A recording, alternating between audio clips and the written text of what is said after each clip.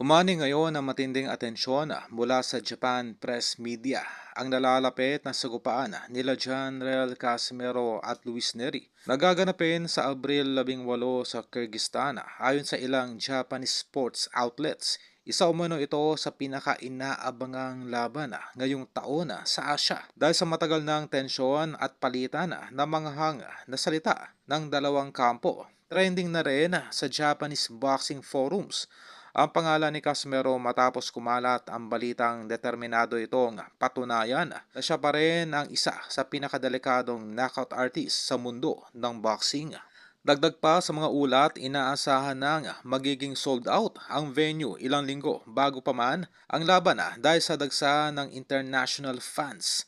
Lalo na mula sa Japan, marami raw Japanese boxing enthusiasts ang nag-book na ng flights patungong Kyrgyzstan upang personal na masaksihan ang laban na tinatawag nilang Asian Super Clash. Ayon sa travel agencies ng Tokyo, bigla ang tumaas ang inquiries patungkol sa biyaheng papuntang Central Asia, kasabay ng pag-init ng promosyon ng laban. Samantala, pinaniniwalaan ng ilang Japanese analysts na ang estilo ni Casimero ay malaking hamon para kay Neri, dahilan kung bakit lalong tumindi ang interes ng fans na patuloy na lumalawak ang impluensya ng Asian boxing sa global stage habang papalapit ang Abril 18.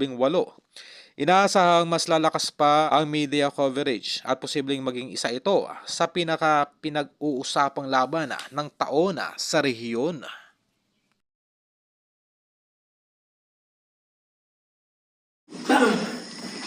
Okay, awas, awas, awas. Last 30 seconds!